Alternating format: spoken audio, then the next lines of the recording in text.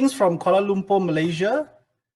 On behalf of the President of the Malaysian Society of Gastroenterology and Hepatology, MSGH, Professor Raja Effendi Raja Ali, I wish all of you a warm welcome to today's webinar.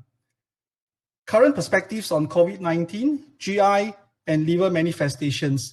This webinar is brought to you by INEDSYS in collaboration with Delhi Liver Foundation and MSGH.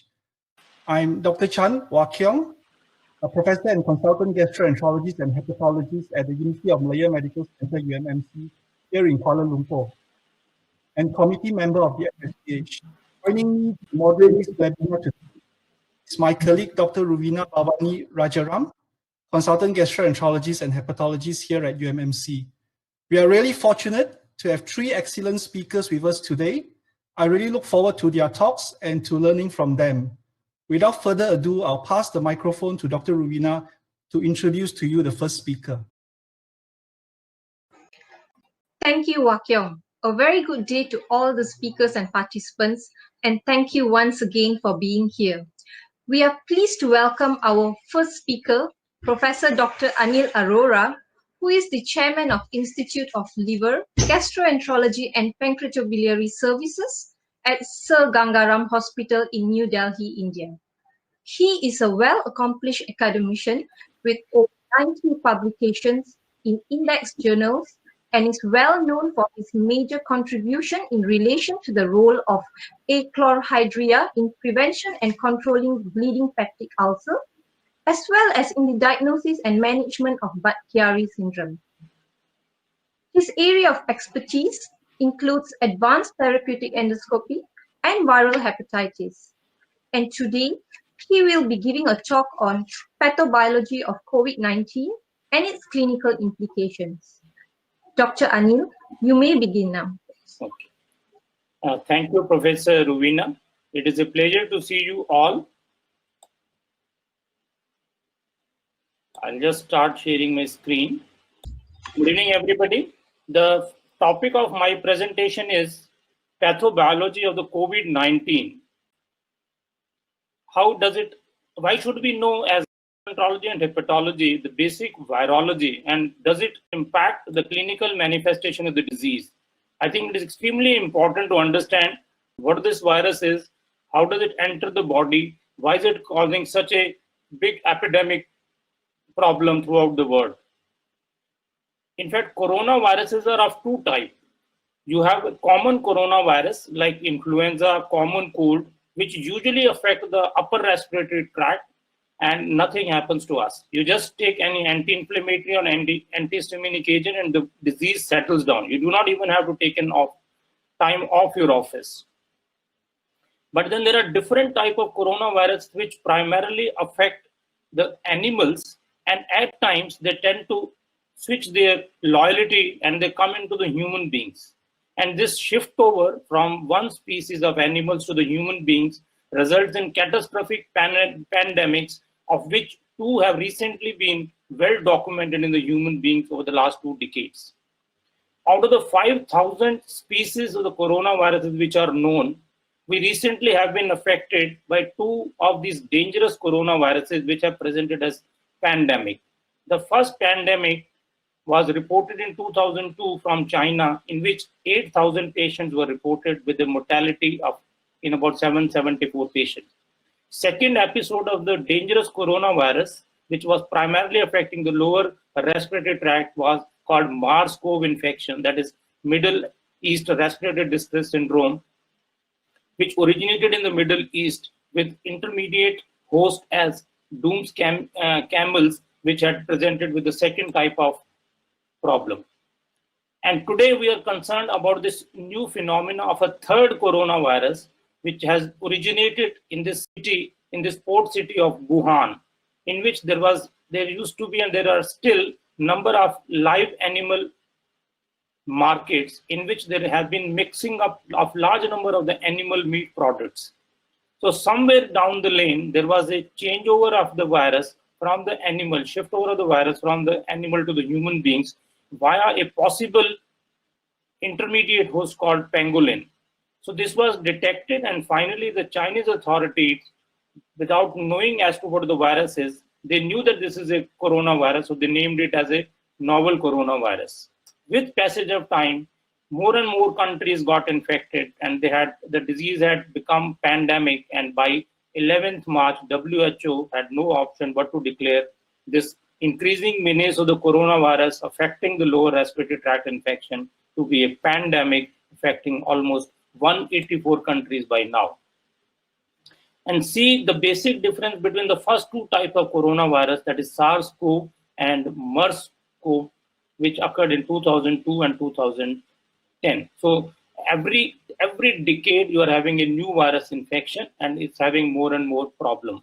By today, there have been about 4 million cases of coronavirus infection all over the world, with 2,075,000 mortalities. The basic difference between the coronavirus infection, that is SARS-CoV-2, which is the causative agent of the COVID-19, is that it has a high infectivity, but luckily for us, luckily for our patient, the mortality is much less than with SARS-CoV infection in 2002, and 30% mortality, which was documented in the Ebola virus, in the MERS-CoV-2 infection, which was documented in 2002 from the Middle East. The basic difference between the first COVID-1 SARS infection and the present SARS-CoV-2 or the COVID-19 infection was that we knew the intermediate host to be the civet cat in the first SARS-CoV infection. So it was easy to catch hold of this intermediate host. You cull those animals and you were able to break the chain. Unfortunately, in the present episode of the COVID-19, we do not know the intermediate host of the COVID-2, and hence the disease is still spreading like wildfire. Second difference between the two was that most of the patients who had the disease, they were symptomatic, they could be hospitalized, you could implement the barrier nursing, and hence the widespread community infection could be prevented. Unlike in COVID-19, where a significant proportion of the patients may have asymptomatic or pre-symptomatic disease, since you are not able to catch hold of them, so it is spreading like anything in the whole community.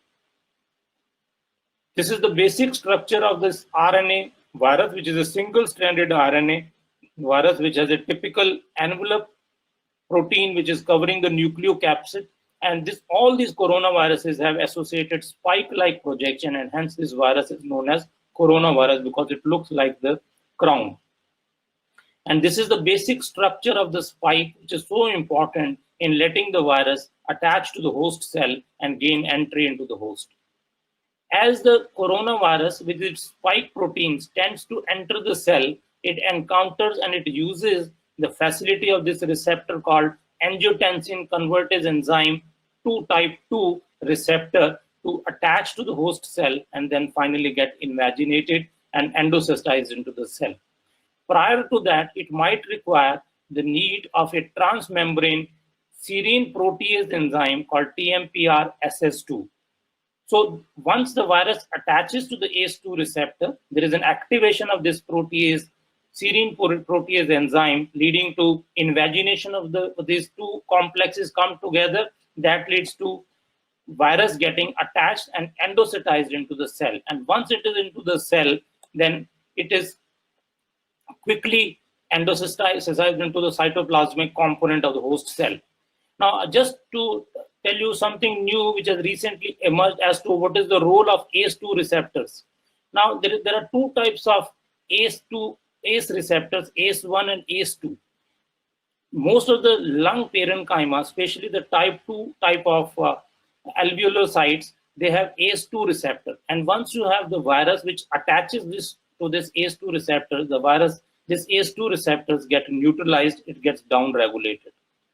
Normally, there is a balance between ACE1 and ACE2. As the virus is trying to degrade or downgrade this ACE2 receptor, there is a corresponding increase in the ACE1.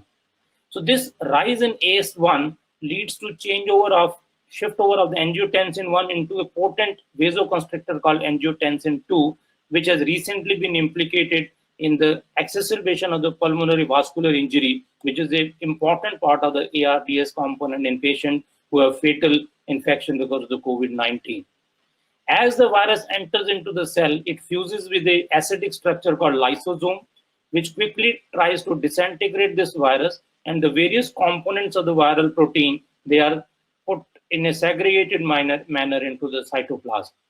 And the already ready pool of the messenger RNA and the ribosome, endoplasmic reticulum, and Golgi apparatus, as if is waiting for the virus to come and let it proliferate. Something happens down the lane that the naked RNA, which is a positive stranded RNA, rapidly keeps using the resources of the intracytoplasmic machinery and keeps on producing more and more virions, leading to the production of the large amount of the virus, which then has to be extruded to affect the other cells which are in the vicinity of the parent cell. So this is what happens. The virus is entering the cell. You have a positive stranded RNA. It first of all, it produces another enzyme called RNA polymerase, which produces a negative strand of HCV RNA, a negative strand of the COVID virus RNA, which again produces a positive strand. So a combination of positive and negative strand leads to replication of the virus, and then these both positive and negative strands get translated onto the ribosome, producing all the components of the virus in the form of nucleocapsid, envelope protein, N protein, spike protein, and finally the new virions are extruded out and they are ready to infect the other parts. So why is it that our body system is so weak that it is not able to get the virus out? And why is it that we are getting affected and with significant mortality, especially in the developed world like US? Normally, if the virus enters into the body cells, it is disintegrated into various components, and these various components like RNA or double-stranded DNA of the virus or other structural component, they are picked up by the intracytoplasmic and endosomal toll-like receptors. They recognize these viral particles or the virus components as the foreign agents.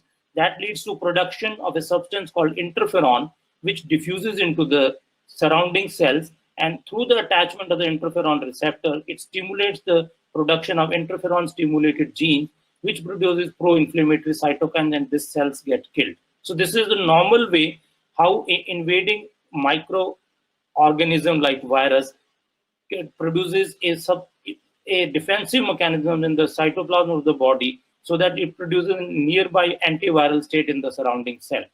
In addition, you have innate immune response, and which is present, which will detect the virus. This is a typical macrophage which will detect the incoming virus by looking at the pathogen-associated molecular pattern of this virus, and it using both the cytoplasmic as well as the membrane-bound TLRs, it produces an innate response leading to inflammation and production of the antibody so that the virus is neutralized. That is what happens in a normal person. Let us see what is wrong with this virus. Why is it that the virus is able to evade the immune response and is going to create havoc? What happens with COVID-19 infection or SARS-CoV-2 infection is that once it is replicating within the host cell, it tends to drag a double membrane vesicle, stealing it from the endoplasmic reticulum and the Golgi apparatus, and keeps on multiplying within the double membrane vesicle. So virus keeps multiplying and it is hiding itself from the intracytoplasmic toll-like receptors, which will identify this as a foreign agent. So in spite of hiding from the intracytoplasmic defenses, it keeps on multiplying within the cell, producing large amount of the virion. Not only that, once the virus is present in the body, it has 4 ways by which it can block the intracytoplasmic first line defense, that is the production of the type 1 interferon. It can prevent the fusion of the virus with the lysosome. It can prevent the stimulation of the IRF3 gene, which will produce interferon. It will prevent the recognition of the endocytoplasmic and endoribosomal TLRs for recognition of the DNA of the virus, double-stranded DNA. And also it prevents the auto loop re-entry of the interferon into the cell to produce an antiviral immunity. So at 4 places, this virus is trying to defy all the norms of the self-defense and keeps on multiplying at its own sweet pace. So we have lost the first line immune defense, that is type 1 interferon. Now, if we still want to save our body, we have to depend on an adaptive immunity.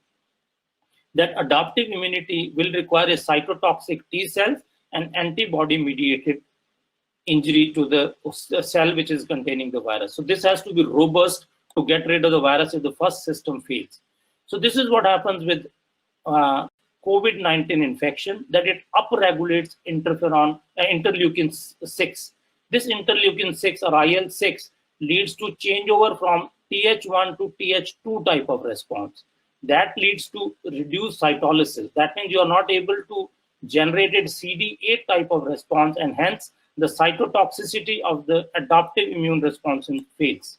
In addition, this interleukin 6 again reduces the apoptosis of the cell and also leads to increased expression of the PD-1 antibody. That means the virus is allowed to remain in the body without being detected by the CD8 cells. So you have a dual problem in COVID. It keeps on multiplying, hiding itself from the intracytoplasmic defenses, and it has a very poor response in terms of generation of the CD8 cells or the antibody-mediated response. So this is what is happening at the level of the lung, where the problem starts. Once you inhale the virus goes into the alveocyte. This is a alveocyte which has the incoming COVID virus infection. You have failed in terms of generation of the type 1 interferon. Large amount of the virus comes into the perialveolar tissue. That leads to stimulation of the pro-inflammatory cells like macrophages and neutrophils. And in addition, there is a suppression of response which will try to kill the virus. CD8 is down, B cells are down. So what is upregulated is the pro-inflammatory cells in the form of activated neutrophils and macrophages. That is what leads to excessive production of pro-inflammatory cytokines, leading to exaggerated immune response. So this is what is happening in COVID virus infection, that in a normal individual, once you have a virus entering into the cell, you have a type 1 interferon which stimulates the immune defenses and the virus gets under control. This is the common type of simple infection of the common cold which we get. In SARS-CoV-2 infection, there is a lack of initial delayed response, which leads to multiplication of the virus. And in the second phase, the exaggerated neutrophils and the monocytes, they produce an exaggerated and dysregulated immune response, trying to kill the cells which are harboring the virus, leading to exaggerated immune response and the ARDS. If there is no exaggeration of the immune response, one can go scot-free. So this is what is happening in a normal person. This is what happens in a patient with COVID-19 who is going to have high mortality. So there are 3 phases of infection in COVID virus infection. In the first phase, you are letting the virus go and multiply exorbitantly because you do not have good antiviral response in the form of generation of interferon. In the second phase, if the virus replication stops and your body does not react to it, most of us will have simple, mild or moderate disease. No treatment is needed. You can stay at home. But look at this 15% of the patients who will generate an exaggerated, dysregulated, hyper-stimulated immune response. These are the patients who are likely to go into ARDS, septicemia, and multi-organ failure, leading to mortality. So what kills the patients in COVID infection is the host immunity, not the cytopathogenicity related to the direct virus alone. So these are the 3 major presentations of the virus. You may be asymptomatic, you have mild disease or severe disease. Again, it will be determined by what type of immune response you generate in your own body. So this can then very well serve as the pathological basis for the therapy. Let's see how it helps. We know if we interfere with the entry blocker, this is the receptor which is important for the entry of the virus into the cell. So if we are able to block ACE2 receptor or transmembrane serine protease receptor, then maybe we may be able to prevent the infection of the virus into our host system. But then there is a problem with ACE2 receptor. I told you the difference between ACE2 and ACE1 is still we do not know whether the blockage of this is going to be beneficial or harmful to us. There is some suggestion that if you neutralize the cytoplasmic component of the ACE2, that means if you give soluble A2, maybe you will have some relief in the virus. Second is, can we prevent the activation of the co-stimulant molecule, that is TMPRSS2, that is transmembrane protein serine inhibitor. There is a drug which is available called camostat mesylate. If we block it, we may be able to prevent the entry of the virus into the cell. Similarly, as the virus enters into the cell, it keeps on multiplying, and Dr. Robert Gish is going to tell us whether the whether cessation of the multiplication or interference with the multiplication at this level may be able to prevent the ongoing replication of the virus. There is a drug called chloroquine, which has been recently into news as a wonder drug for treatment of COVID virus infection. It has two basic mechanisms of action. It decreases the attachment of the virus onto the cell. In addition, it interferes with the viral replication within the cell. So it has a dual mechanism. At the same time, chloroquine is also a known drug which is known to decrease the inflammatory component by down-regulating TNF-alpha and also decreasing the leukocyte adhesion molecule. For these two mechanisms, we have a drug which is possibly of some use in patients with COVID-19 infection. And Dr. Robert Gish is going to tell us how well it's going to be of use in our patients with COVID-19 infection. Finally, we have immune-targeted therapy. And the basis of this is, you see, as I showed you in my initial presentation, that the virus keeps multiplying at a very good pace in the initial phase. So this is the time when, after a few days of infection, the virus is multiplying at a very rapid pace, when the B cells are decreasing, T cells are decreasing, and the patient has lymphopenia. So if at this point of time you're able to catch hold of the infection, then you can treat the patient with IVIG to neutralize the body by opsonization and also using low molecular weight heparin. There is some role which Dr. Robert will be talking of, neutralizing the pro-inflammatory cytokines which are problem. And finally, once you have to develop a vaccine, you should understand that you have to identify the various components of the virus which will generate different type of response. We have to choose which particular component of the virus is going to generate the neutralizing one antibody, which can be used as an antigen to produce vaccine. And this is an elegant study from Singapore, which has clearly shown that the maximum concentration of the COVID-19 infection virus is present in the secretory goblet nasal mucosal cells. So if we have to use one route, the best route for vaccination will be a transnasal route. So to summarize, ladies and gentlemen, I've shown you pathogenically these are the different stages of the infection. In the first phase, you have high viral replication. In the second stage, there is a tug of war between the virus and inflammatory response. And finally, if the body loses the response to hyper-exaggerated immune state, then you are down with ARDS. Depending on what stage of the patient you come in, you can choose your medical therapy which can be given. So to sum up, ladies and gentlemen, my final slide is that in patient with COVID infection, you start with the asymptomatic phase, and as the virus keeps on multiplying, you have high infectivity of the virus because of the rapid application in the pre-symptomatic phase. The pre-symptomatic phase with high viral replication occurs because of the lack of the type 1 interferon, which lets the virus multiply at a very high speed. And once the virus moves out into the perialveolar tissue, it produces a hyper-exaggerated immune response, which is the basis for development of the ARDS. So after understanding all these pathogenetic mechanisms, we can leave the field open to Dr. Sanjay and Dr. Robert Gish to tell us how to tackle this menace. Thank you, and I'll pass on the baton to Dr. Ruvina and Dr.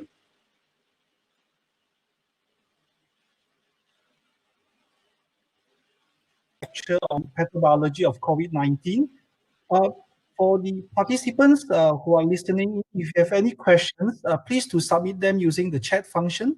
The speakers will try to address as many of them as possible during the Q&A session later. Next, it gives me a great pleasure to introduce you to the next speaker, Dr. Sanjaya Satapathy. He is the Associate Professor of Medicine at the Donald and Barbara Zucker School of Medicine at the Hofstra University. He is also the Medical Director of Liver Transplantation at the North Shore University Hospital, Northwell Health. He is Editor-in-Chief for Translational Gastroenterology and Hepatology and has served as a member of the National and International Affairs Committee of the American College of Gastroenterology. He will be talking to us on GI and liver manifestation of COVID-19. The microphone is over to you, Dr. Satapathy. Hello, good morning to my colleagues from USA, and good evening to my colleagues from Malaysia. And depending on where are you from, good morning and good evening. And also at the outset, I would like to thank the Malaysian Society of Gastroenterology and the Delhi Liver Foundation for organizing this webinar. So I have been assigned to talk about liver and GI manifestations of COVID-19. So I have no actual or potential conflict of interest in relation to this program or presentations. At the beginning, I would like to point out the summary timelines that started with a report of the first case of COVID-19 from Wuhan in Hubei province of China. And as you can see through the timeline, there has been a rapid progression of this disease across the world to the point that WHO declared a global public health emergency in January 30th, 2020. In the USA, the first case was diagnosed or reported in January 21st, and now USA tops the list in the number of cases across the world. And as you can see, there are almost close to 4 million cases that has been reported so far, and almost 187 countries have shown this. Now, COVID-19 has generated a lot of interest across the specialties. It's primarily because even if the primary site is the respiratory tract, it has a number of extra pulmonary effects, and that has generated a lot of interest among the different specialties. So gastrointestinal and liver tract is one of them, and as so many reports and so many studies have already been published in this area showing symptoms related to COVID-19, particularly with the GI manifestations and abnormal liver chemistries as well. There are other specialties that also put forward their interest, especially because there are a lot of cardiovascular abnormalities, hematology particularly an area of interest because a lot of cases of thromboembolism and pulmonary embolism has been reported. And in fact, many centers have started adopting preventive strategies to prevent pulmonary embolism and DVTs, etc. Right from the beginning, these patients are getting admitted to the hospital. So my focus is liver to begin with, and then we'll switch our gear to the GI symptoms. EASL came out with a set of questions with a consensus statement. Actually, what is not clear at this time, and I try to summarize those questions and try to answer some of these questions through the literature so far published. So it remains unclear that whether the liver test alterations are a sign of a pre-existing liver disease in patients with a more severe course of infection. So that, and second, whether they rather reflect a liver damage caused by the virus itself, or whether they mirror a severe inflammatory response. As Dr. Arora pointed out, there is a hyperimmune response, and could it be a could the liver test abnormalities be related to this hyperimmune inflammatory response? And finally, the question is, does the liver injury portend to a poor prognosis? And these are some of the questions, and we'll try to answer based on the literature so far and what has not been answered as well. So the first question is whether liver test alterations are a sign of pre-existing liver disease in patients with a more severe course of infections. Now, if you look at the studies though that has been reported so far, the number of cases with a pre-existing liver disease, underlying liver disease, has not been that high actually, but the number and the percentage of patients with the liver test abnormalities are much higher. So looking at this slide, you can see the number of the studies reported prevalence of underlying liver disease from 2% to as much as 11%. So the prevalent liver disease within this community is not that high, within this population is not that high. So certainly there are more to it, is not related to underlying liver disease. If you look at the study that was published from our own center, that was the largest series of 5,700 cases by Dr. Sophia Richardson, the 58.4% of the patient has AST more than 40, and 39% has an ALT more than 60. So it does show that there is a significant proportion of these patients do present with an abnormal liver chemistries with SARS-CoV infection in the hospitalized patient particularly. Now, let us look at the study that was published, one of the earlier larger series from China, 1,099 patients. Of them, 23 patients have hepatitis B virus infections. So the question is, having underlying chronic hepatitis B virus infection, does it increase the risk of having and worse liver disease. And actually, if you look at the distribution of the severe versus non-severe disease, there is hardly any difference between these two groups. So far, there is no evidence that COVID-19 increases the risk of abnormal liver chemistries based on with a history of underlying hepatitis B virus infection. Now, the next question is, if you look at the Northwell study by Dr. Richardson, the most common comorbidities reported are hypertension in 56%, obesity in 41.7%, and diabetes in 33.8%. And similar study was reported in Cornell from New York as well, which is actually the epicenter of this the cases of COVID-19 disease. Almost a similar proportion of patients has hypertension, obesity, and diabetes. So what does it say? So it does say, so we know that NAFLD patients are at increase, have these comorbidities in common. So does NAFLD patients are at increased risk of having worse outcome based on this high prevalence of these common comorbidities? One study attempted to answer this question, coming from China, 202 patients of NAFLD. Patients with this 76 patient had NAFLD within this cohort. So what they showed that patients with NAFLD had a higher risk of disease progression, 44% versus 7%, and higher likelihood of abnormal liver function from admission to discharge, 70% versus 11%, and longer viral setting compared to patients without NAFLD. Again, this is a small study. But again, this gives us some evidence that having underlying NAFLD could modify their disease progression or presentations, and something we need to look for in more publications or more studies and to confirm these findings. Another study from China also looked into the liver, specifically looking into the liver injury, and what they have looked is from the time of the symptom onset to the presentations. If it is a longer duration of symptoms, they're more likely to have liver injury. But those who are in the hospital, they did not find much a difference, whether based on the duration of the symptoms in the hospital during the hospital stay. They didn't find much of a difference.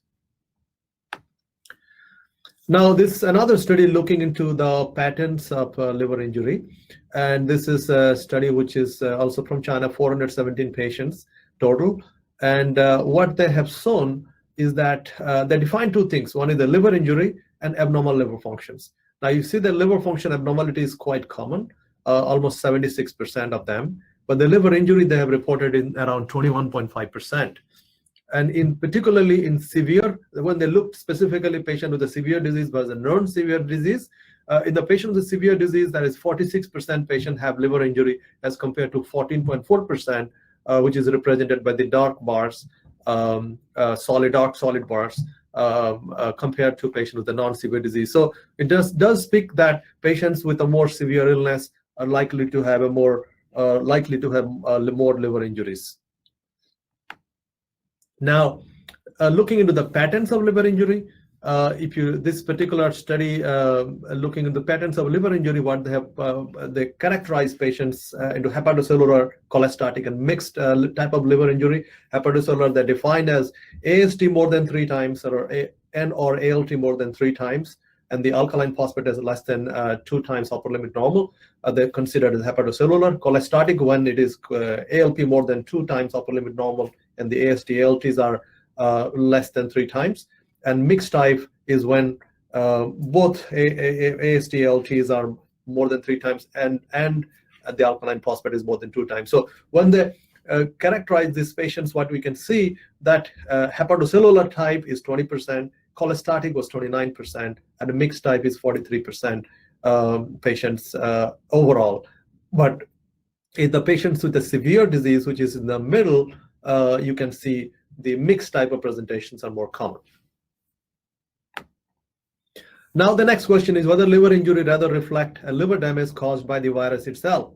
I think there is more speculations about it rather than actually real theories, but the speculations are based on the mechanism of viral entry into the liver cell. Now, Dr. Arora very elegantly presented how the virus entered to the cell.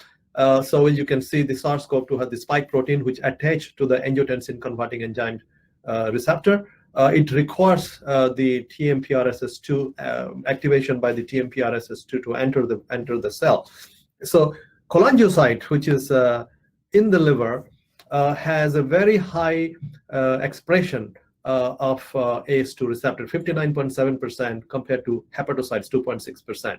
So SARS coronavirus 2 might directly bind to this AS2 positive cholangiocytes to dysregulate liver functions. So although AS2 is highly expressed in bile duct cells, but GGT was noted to be elevated in 54% of the COVID-19 patients, whereas only 1.8% patient had elevated ALP levels. So I would expect if the cholangiocyte would be the primary entry site and is causing a cytopathic effect, and maybe the ALP levels would be much higher, but which we have not seen in majority of the publications so far. So let us, I want to highlight two cases. These are case reports, and this is not the common presentations, but something may speak about a direct viral cytopathic effect. So this case was published in American Journal of Gastroenterology by my colleague, Dr. David Bernstein. This is a 59-year-old female who had a HIV infection, well controlled, and a normal liver chemistry prior to a couple of weeks ago, presented with a dark urine. There was no respiratory symptoms and presentations, and was found to have very high AST/ALT level, but with a normal bilirubin. Her AST was 1230, her ALT was 697, but alphos was 141 only. And this patient, all the workup for alternative causes of liver disease were negative at that time, and we were wondering what is the cause of the AST/ALT. Were suspicion for, because patient didn't present with the respiratory symptoms, we're not really suspecting coronavirus, but as a routine, they started exploring because this patient, many patients, they were coming to the hospital. They did a testing for COVID-19, and this comes out, nasopharyngeal swab came out positive. Now, this patient evolved in the next day after admission to start developing respiratory symptoms, and that actually prompted to do this COVID testing actually at that time. And then this found to be positive. And then now this patient was treated with hydroxychloroquine. At that time, was as a hospital policy, we had to treat almost every patient, even at our center. Anyway, the patients improved over the next four days and was discharged home with significant improvement in the liver enzymes at the time of the hospital discharge by day 8. Another case I would like to highlight, which just got published in Liver International, is a patient. I'm trying to highlight whether patients with underlying chronic liver disease and cirrhosis and decompensated liver disease are likely to have tipped into an acute on chronic liver failure if having COVID-19 infections. This is a patient with a 56-year-old woman who had a decompensated alcoholic cirrhosis, was abstinent from alcohol for about 3 months. About a month ago, had an episode of upper GI bleeding from gastric varices, who was treated with BRTO and was stable. And her bilirubin level, her liver function test right before the admission was a bilirubin 9.4, INR was 1.9, and liver enzymes were relatively mildly elevated, as expected in a patient with a chronic liver disease, cirrhosis, who had who is a decompensated liver disease. Now, this patient presented with symptoms of diarrhea, abdominal pain, and respiratory symptom, mild respiratory symptoms. Her initial workup is presented here, and what you can see that I would just like to point out the liver test in the middle panel. The bilirubin was total bilirubin in the upper panel on the right, 14.5 with a direct more than 10. Alkaline phosphate is 158, AST 741, ALT 241. And and all the inflammatory markers were much higher, and the patient had a white cell count as well. He was very minimal perihepatic ascites, not the radiologist thought this is not even worth even putting a needle there. So he was empirically put on some antibiotics, but he was not having any significant respiratory symptoms, had a mild infiltrate in the left lower lung, and was tested for COVID and was found to be positive. and the patient did fit into the criteria of acute and chronic liver failure based on the EASL-CLIP criteria definition. So this patient was managed supportively in the hospital and improved liver enzymes over the course of a few days and was discharged. So this highlights having underlying chronic liver disease, decompensated liver disease to be tipped up into an acute and chronic liver failure with the SARS-CoV infections. Well, this case also generated a lot of interest in our center, and we are also looking into more as a comprehensive study whether this would be a phenomenon that would be an important things to be considered down the road. Here's another study we have been. This is an unpublished data, and we did a meta-analysis looking into COVID in COVID patients, severe illness versus milder illness, and we compared the liver enzymes. And what we can see, the patient with the liver enzymes are patients with severe illness are more likely to have much higher liver function test abnormalities. It's a busy slide, just the summary I would like to point out. Now, having discussed all this, what is the mechanism of liver injury? The mechanism of liver injury we can summarize based on this, that number one, this could be a direct cytopathic effect. Again, more work needs to be done, and the mechanism could be related to the ACE2 receptor entries. Second is a hyperimmune inflammatory response from the cytokine storm, and we do see routinely in all our patients admitted in the hospital inflammatory markers, which includes IL-6, LDH, CRP, ferritin levels significantly elevated in this group of patients. Again, the other such thing that we need to be aware of, that patients with hypoxia, these are patients coming with respiratory symptoms, coming with hypoxia, requiring a lot of oxygenation. So hypoxia can cause hypoxic hepatitis or ischemic hepatitis in these patients, and certainly this could be another cause for the abnormal liver function test. Again, final thing that we have to keep in mind that many of these patients are also on many under different clinical trials, different drugs that could potentially cause side effects, and that could be several drug-drug interactions as well that could potentially be implicated in that liver function test abnormalities. Now, finally, one other thing that I would like to highlight, a few studies that have reported that most studies actually pointing a very high AST level, a predominant AST level compared to the ALT levels in patients with patients presenting with SARS-CoV infections. And that's something I would like to just highlight from this study that has been published in the summaries. So, in general rule that I follow so far, having said that there is no consensus guidelines yet, rightfully because there are not many studies to recommend, but this is something that I follow in my practice, and probably this will evolve with time as well as more studies will come up. But a patient with the COVID-19 with elevated liver chemistries, if we see the AST predominant elevation, AST is more than ALT, and the bilirubin is less than 5 times, and the upper limit normal and alkaline phosphate is less than 2 times, in the right setting, that is with a very hyperimmune inflammatory response, with a high ferritin, D-dimer, procalcitonin, CRP, and LDH, then you suspect it is COVID-related. And if underlying cirrhosis, then you monitor and assess for clinical course for any acute and chronic liver failure. If there is no cirrhosis, we expect a natural recovery with improvement of the COVID-19 disease itself. So the primary directions of the treatment should be COVID-19, and doing additional investigation for the liver test abnormalities probably won't be yielding any significant outcome or change in the management. However, if the patient has a very much higher ALT level compared to AST, much higher ALP levels, than more than 2 times, and bilirubin is much higher, like more than 5 times. These are patients that needs to be investigated, because I think these are patients who will may have disease that is not the liver test abnormalities that may not be related to COVID-19, and we must rule out non-COVID-19 related etiologies for these cases. Of course, this patient also needs to be monitored for ACLF as well. Now I will switch my gear because I also been assigned to talk a little bit about the GI manifestations.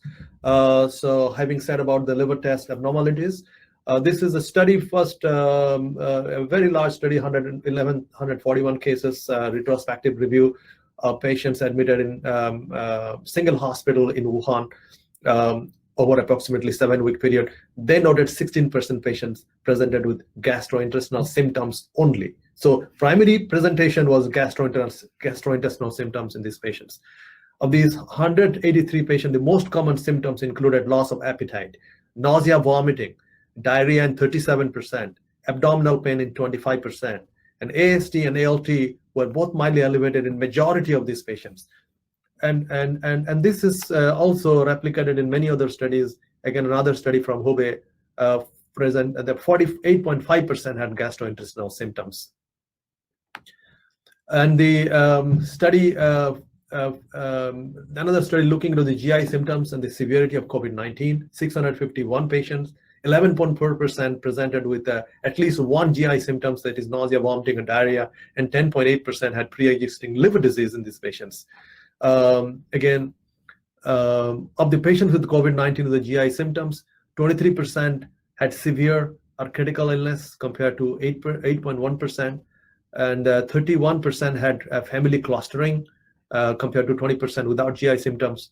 And of the patient with COVID-19 with GI symptoms, 39%, 31%, and 10% had significantly higher rates of fever, fatigue, and shortness of breath, and headache respectively.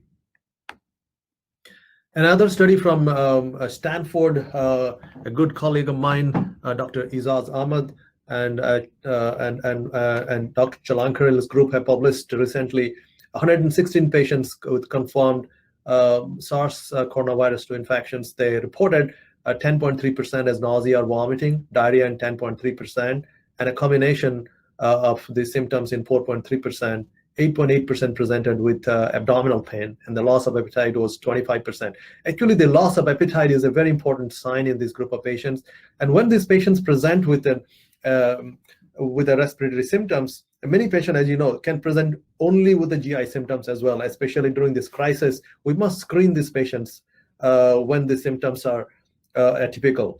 But with the respiratory symptoms and GI symptoms, the chances of having, if a patient with the respiratory symptoms is presenting with GI symptoms, there is a study I'll just show you that the chances of having COVID positive is much, much higher actually. And I would like to highlight that in a couple of slides later. I'll discuss about it. So this is a rapid review by AGA looking into all the studies that has been published so far. They pulled it out. They did a pooled prevalence estimates of the GI and liver symptoms. And as you can see, diarrhea symptoms was across all studies 7.7%. But if you look at the studies from China and you compare to the studies from countries other than China, 18% of the patients, so meaning patients presenting from outside China are more likely to have diarrhea presentations. That's how it's been reported so far. Again, across the board, nausea, vomiting is 7.8%, abdominal pain 3.6%. And these patients also have about 15% patients have AST and ALT abnormalities as well. Now, this is the study I was talking about. They looked at this, a study from New York, early clinical outcomes of patients with COVID-19 based on presence or absence of GI symptoms at the time of onset. And what is strange in this study that are unique in this study, I will say, they looked into patients' presentation with GI symptoms, presence or absence. And if the patient had an absence of GI symptoms, their likelihood of dying is much higher. So that means GI symptoms somehow is more protective in these patients, or more protracted illness maybe. But so this something tells about that GI symptoms somehow changes or the immune response in these patients. And this is the highlights of this study, the key points from that. And this will be my last slide as well. So what they found among patients meeting criteria for COVID-19 testing, those with GI symptoms were 70% more likely to be test positive. So if a patient comes with the respiratory symptoms and GI symptoms, you are more likely to be positive. That's what I was trying to highlight. And the presence of GI symptoms was also associated with longer illness duration and lower rate of death during the short-term follow-up. And the presence of GI symptoms is predictive of COVID-19 positivity. And finally, these symptoms may portend a slower and a less severe disease course when they have a GI symptoms. And I think that's all I would like to say. Thank you, the organizers, and particularly Dr. Rubina Bhavani and Dr. Keong. Thank you very much. Bye-bye.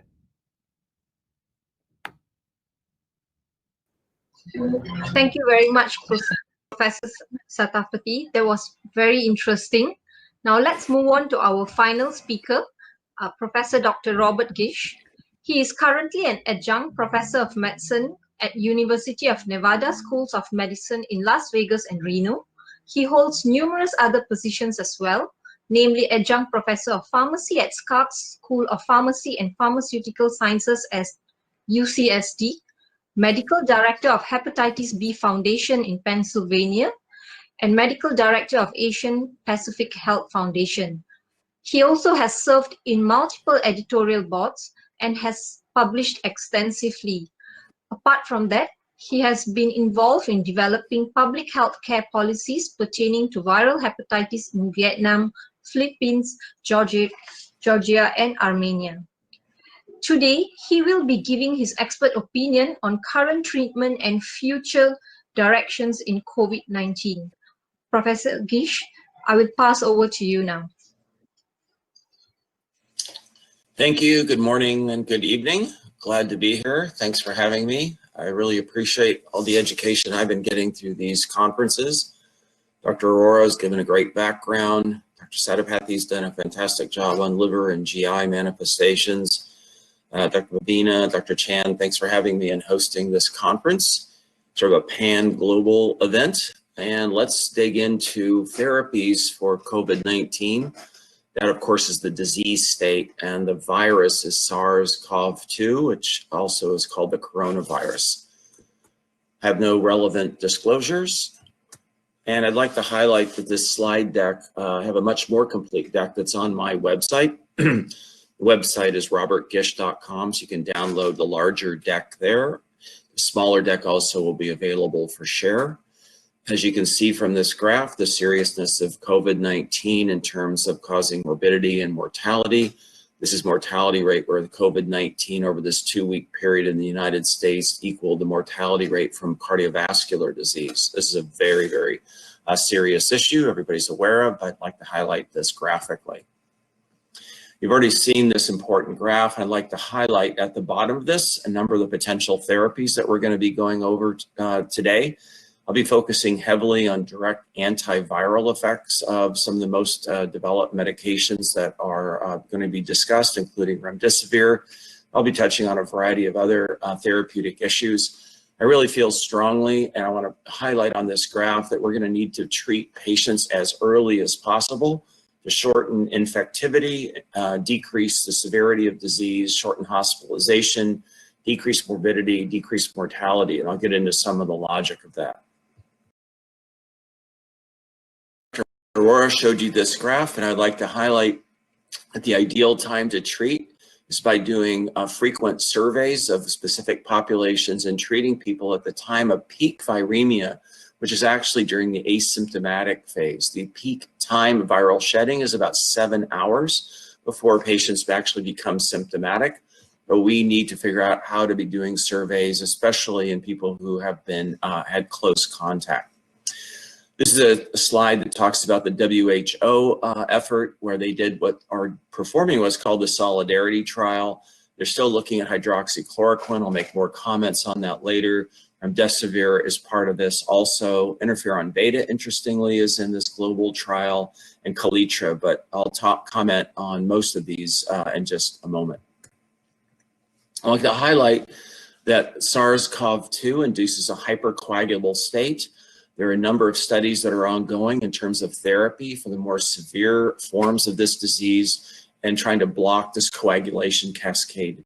The D-dimer can often be in the 2000 range. Prothrombin time, which is a liver function test, can be prolonged. Platelet count may be disturbed. Fibrinogen levels may be markedly elevated.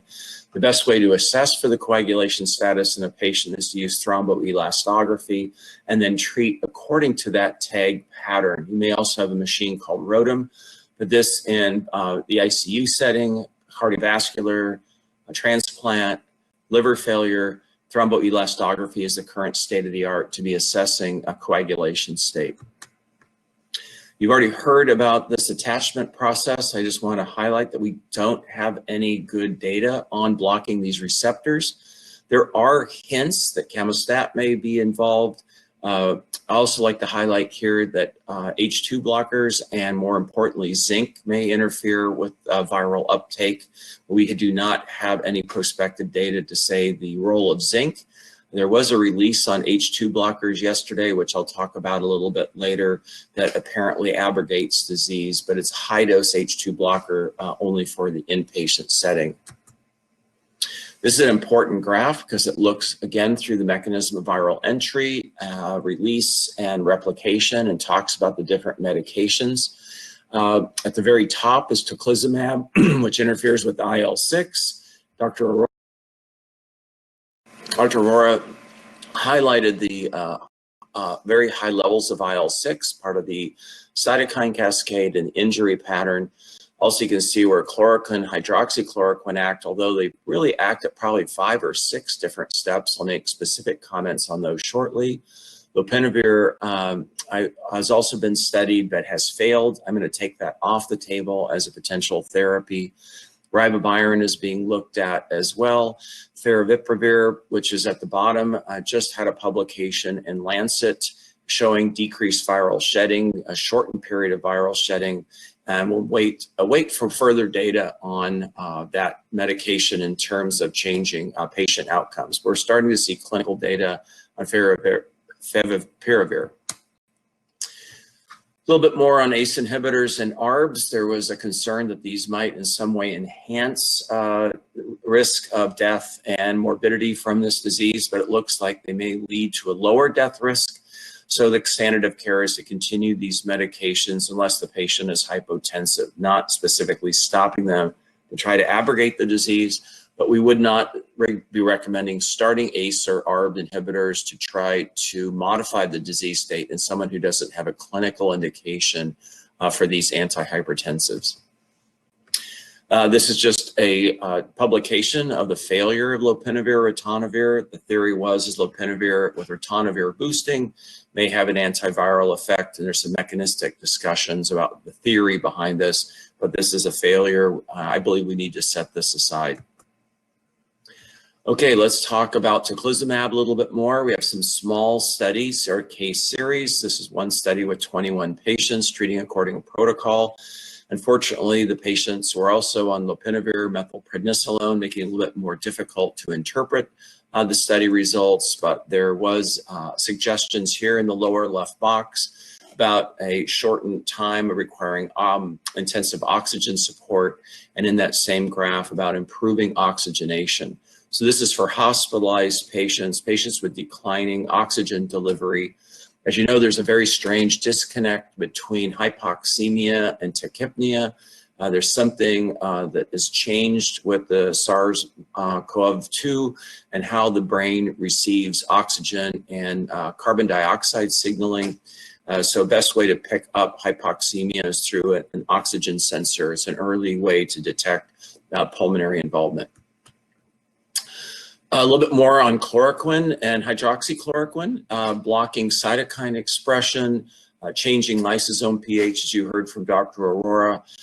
Through this, there was strong theories that this was going to work, but as you know, the data has emerged that there's minimal clinical benefit and increased risk of morbidity and mortality. There was the VA study that showed a 2.6 increase in mortality rate. Strongly advised by the FDA and other experts that this should only be studied in prospective controlled trials in a hospital in a monitored setting. This is one of the studies that talked about risk of fatal heart complications, a study from Brazil, but there's been multiple other studies, including the VA study that I mentioned. This is a high dose group of with a odds ratio of 3.6 increasing complications. This was adjusted for age, for chloroquine dose, and there was a 60% mortality in 5 patients with cardiac disease. So really what I'd like to highlight here is that SARS-CoV-2 has a major effect on cardiac function, cardiac inflammation. Hypercoagulable state is also probably causing cardiac damage. Close monitoring of QT interval, having a baseline QT and monitoring during therapy. It's currently advised that this hydroxychloroquine should not be combined with azithromycin. There was some hint that there is decreased RNA production or shedding, but there was no specific clinical benefit.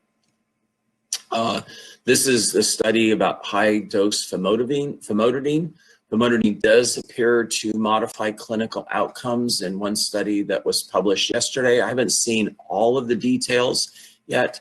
It does have a protease effect that may be inhibited, that may inhibit viral replications, but we're going to need more detail. High-dose famotidine does also have cardiac effects, and you need a dose reduction if there's renal dysfunction because of renal clearance. So more to come on H2 blockers. Again, only should be looked at in randomized controlled trials. This goes back to anticoagulation. This is just a case report of combining IVIG with potentially neutralizing antibodies with low molecular weight heparin associated with clinical recovery. This, I'd like to highlight here, has to do with the complexity of many of the studies that we are going to be looking at. That patients are often treated with 1, 2, 3, or 4, either antiviral, anti-inflammatory modalities, or both. So we're going to be really needing a substantial, good, well-designed clinical trials to be able to sort out what's going to have the best clinical benefit for our patients. Convalescent plasma is being looked at. I'd like to highlight that this is operationally a difficult issue. You've got to identify your patients. You have to find high titer antibodies. You have to bring those patients in for phlebotomy and then plasma concentration, and then distribute this. It's quite expensive. There was some data from the SARS, MERS, and the 2009 H1N1 influenza epidemics. There was a meta-analysis of 32 studies, and it looked like there was a reduction in mortality rate, but this is going to need to be looked at specifically in SARS-CoV-2 to decide about the role and whether this is worth the expense. A little bit more look about convalescent plasma. The left is 10 patients, the right study 5 critically ill patients on both of these studies hinting at some clinical benefit. If you look at the bottom bullet in both of these 2 columns, though, you can see each patient was on a variety of other medications at this time. And the question is sorting out what's the benefit component of the convalescent plasma for these patients. As you know, we clearly have, at this point, have not identified what antibodies are viral neutralizing. We know that there's an early IgM response that's transient that may last 4 to 5 days. There's an IgG response that is less evanescent. It can last for weeks to months. Which of those antibodies are neutralizing is a big question. I'd like to highlight here that IgA is probably very important in protecting our bodies from the coronavirus and also abrogating disease. And we'll be talking more about IgA in the future, both in terms of testing and a potential role in therapy for our patients. This just gives you information about these patients, all demonstrating improvement in clinical parameters. 50% of mechanically ventilated patients were extubated. At the time of this study, if a patient was mechanically ventilated, data was being published as that the mortality rate was 50 to 80%. There were improvement in inflammatory parameters as well. As you heard from Dr. Arora, there's a number of different laboratory tests that you can use to assess severity of disease and to monitor the inflammatory process that are relatively simple that can be performed at most labs.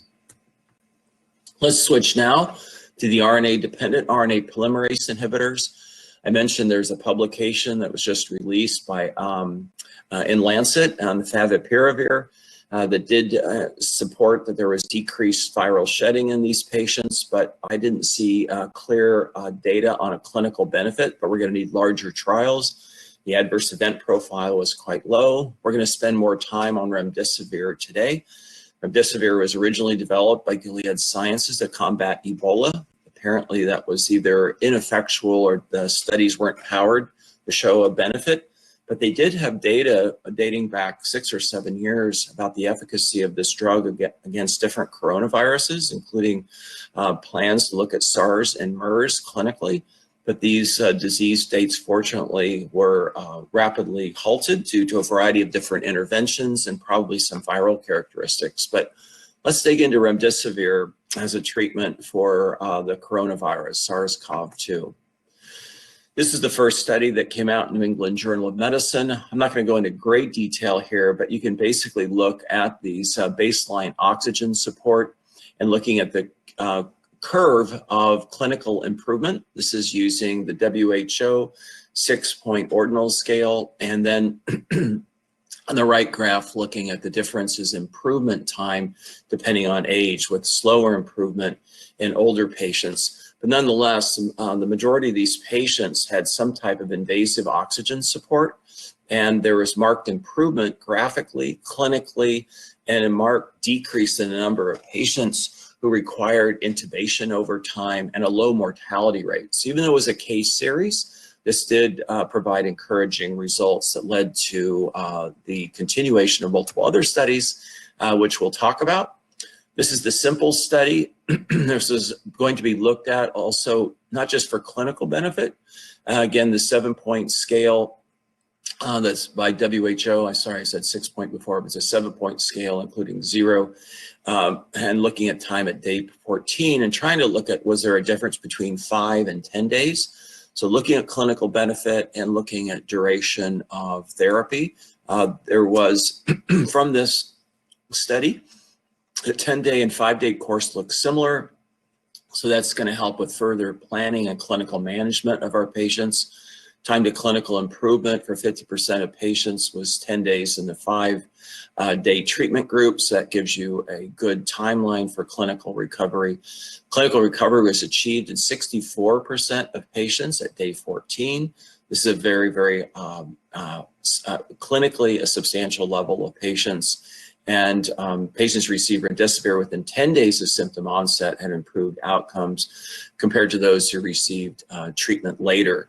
So the earlier the institution of therapy, just similar to what we see with influenza A and Tamiflu, is that the earlier you take it, the shorter the disease state and clinical symptoms and signs. So I think we've covered all the issues on here. More than half of the patients in both treatment groups were discharged from the hospital by day 14. Let's look at the NIH study. Oh, sorry, I don't know why that went forward. Let's go back one. This is the NIH study that was just published also this last week about accelerating recovery. This got a huge amount of press attention, including information from Dr. Fauci, the head of the NIH.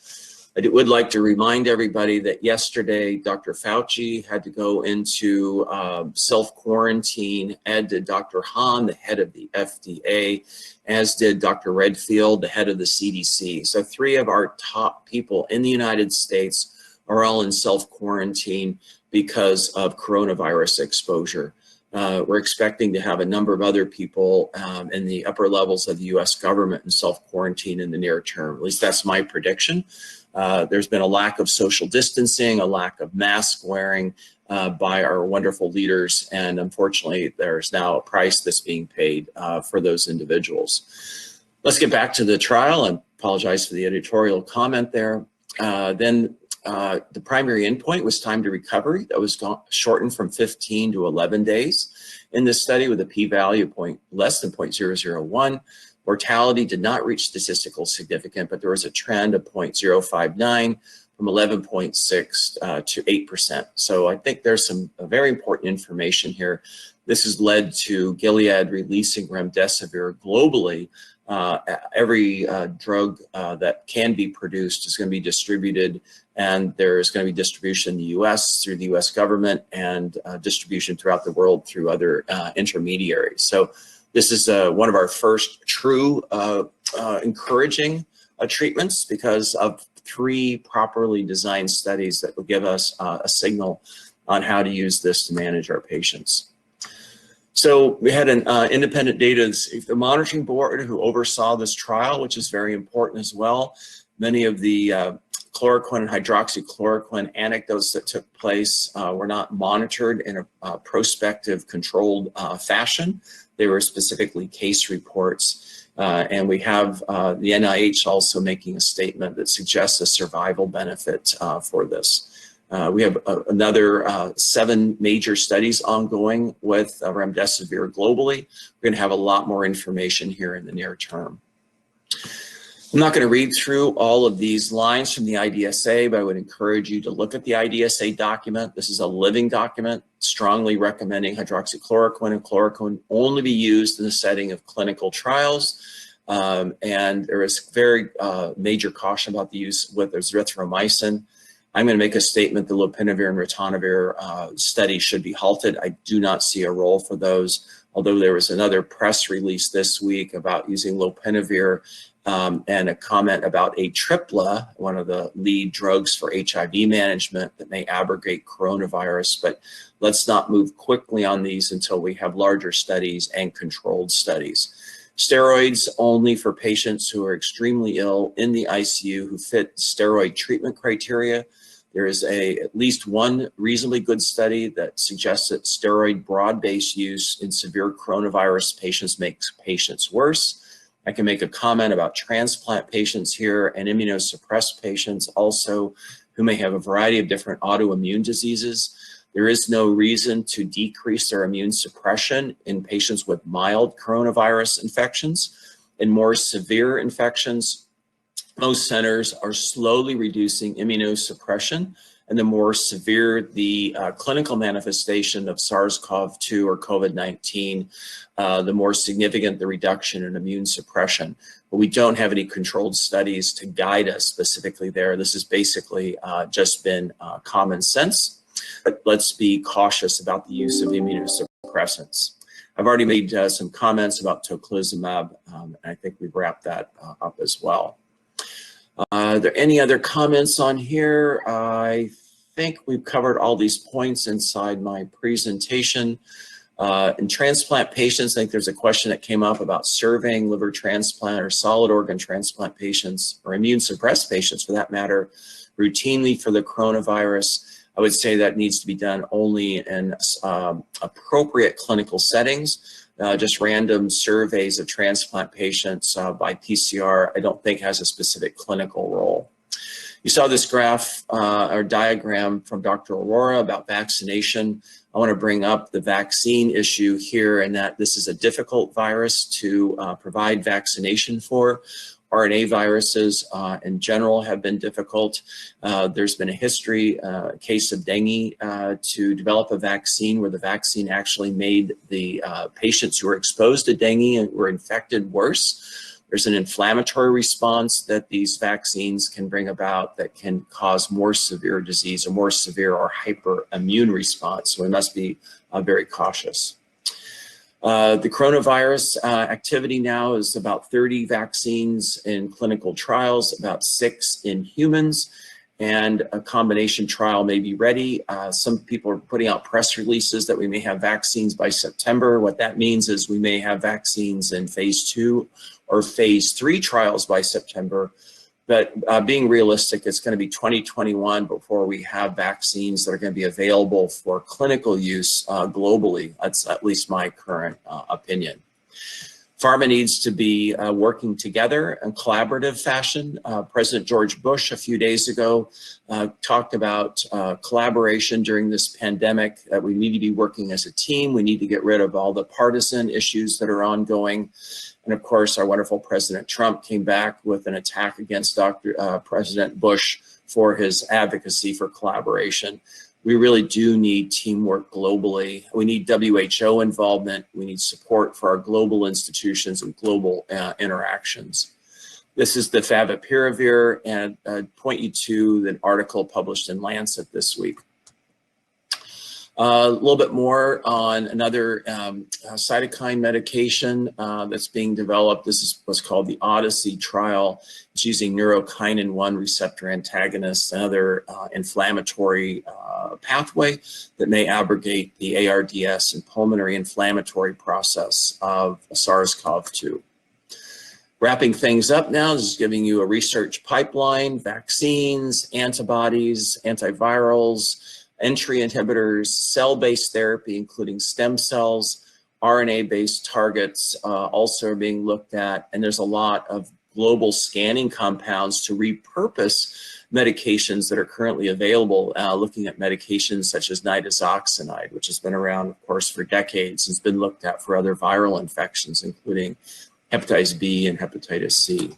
I want to thank again the organizers, INEDSYS, for putting this together, Dr. Arora, Dr. Satapathy for your brilliance in bringing our globe together, Dr. Babina, Dr. Chan for your support, and Malaysia and all the other participants throughout the world.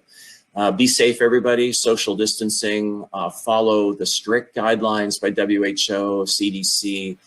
Don't listen to the fake news out there that we're going to bend the curve any other way. Thank you. Excellent talk. So now we have some questions in. Let's begin with questions directed to Professor Arora. Professor Arora, can we have you with us? All right. So I have two questions for you. Yeah. The first one is, does the different strains of COVID-19 have an impact on the clinical manifestation? So far, in different countries, there are three important factors which lead to differences in the mortality. If you look at the tropical country like ours, which has constraints of the resources, our mortality is anywhere from 2.5 to 3%. And there is one study published from Genetic Institute in Hyderabad, which has already isolated 7 strains, which are different from the strains which have been reported from the US.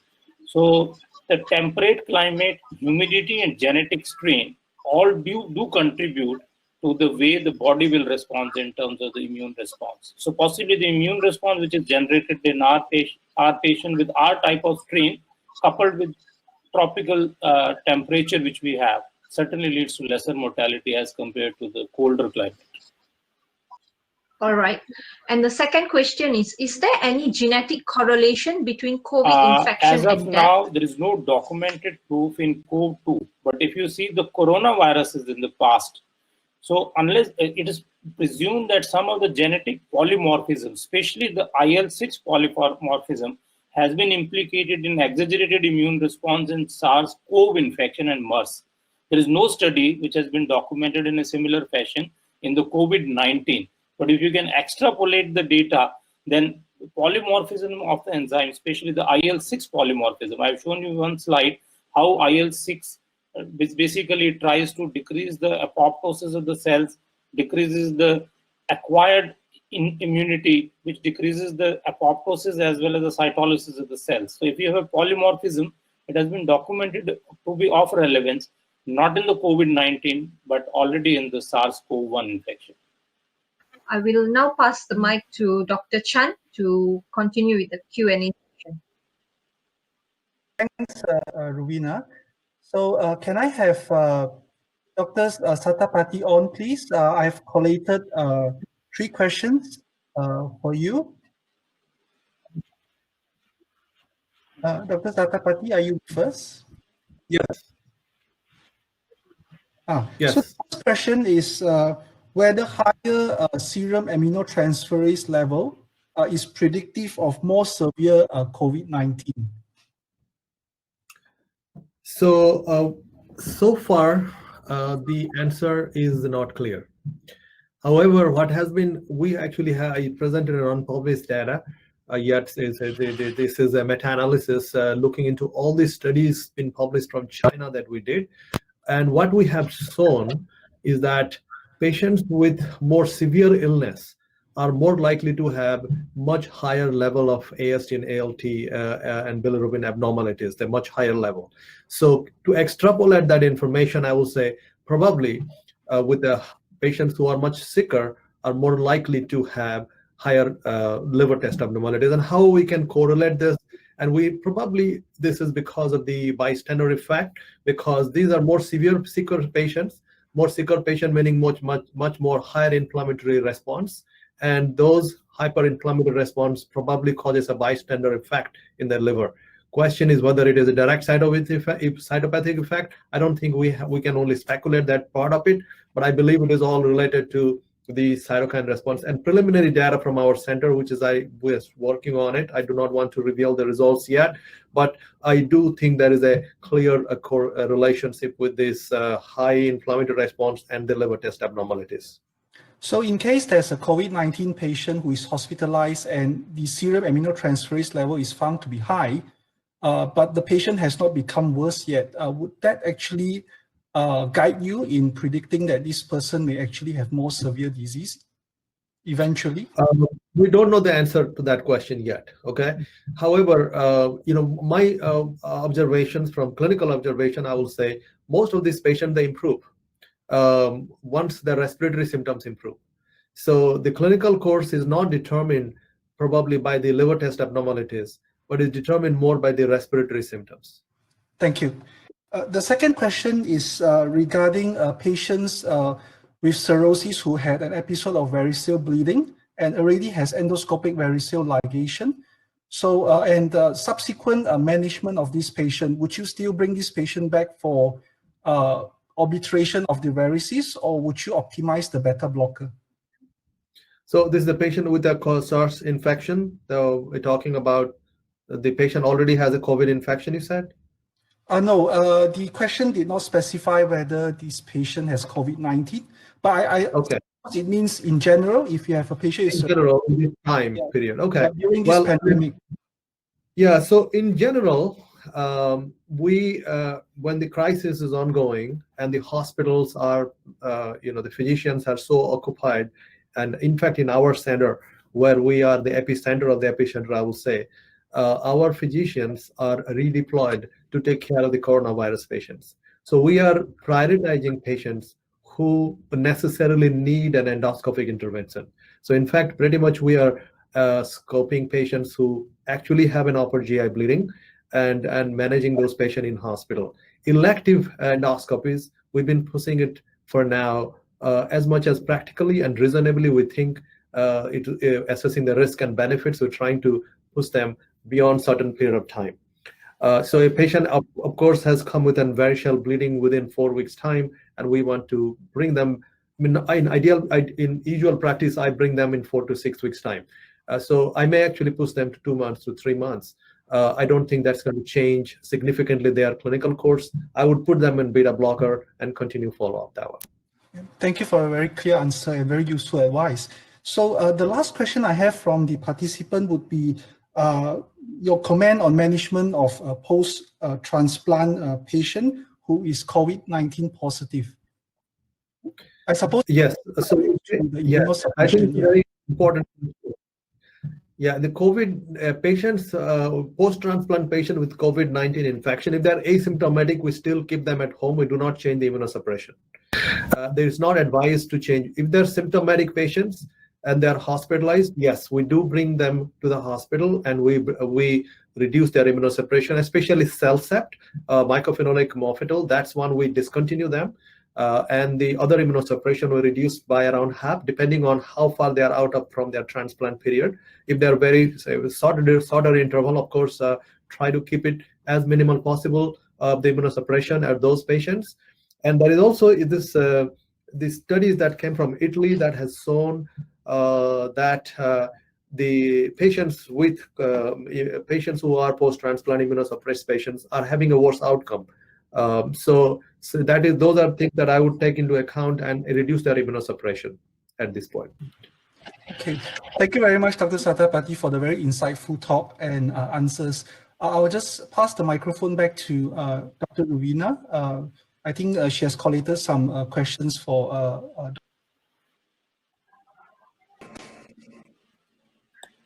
Hi, Professor Gish. I think most of the questions have been answered through the chat box by all the speakers. But I think, would you like to just summarize? Because I think one of the popular questions for you would be, does hepatitis C drugs have any potential role in treatment of COVID? It's a fantastic question, and there is in vitro data for the hepatitis C drug sofosbuvir specifically. And also, interestingly, the hepatitis B family of drugs that are TDF or tenofovir based, that there's an effect on SARS-CoV-2 in vitro. And I think there are plans to be looking at these medications in human trials. It's also interesting that lambda interferon, which has been studied for delta hepatitis, hepatitis B, and hepatitis C, also in animal studies, has a profound effect on viral replication. There are at least 6 international trials ongoing with lambda interferon today. I didn't bring that up, but this is an opportunity from the viral world, the viral hepatitis world. Thank you, Professor Gish. I think in view of time constraint, me and Professor Chan would like to wrap up the session. Okay, so on behalf of the Malaysian Society of Gastroenterology and Hepatology, I would really like to thank Professor Arora, Professor Sanjaya Satapathy, Professor Robert Gish, as well as the team from INEDSYS for making this webinar possible. I would also like to thank all the participants for their active participation. We certainly look forward to more such interactions in the near future. At the meantime, please take care and stay safe and healthy. Have a wonderful day and see you again soon. Thank you very much. Thanks, everybody. Thank you, everybody. It was a pleasure meeting you all. Hope to see you again. Thank you so much.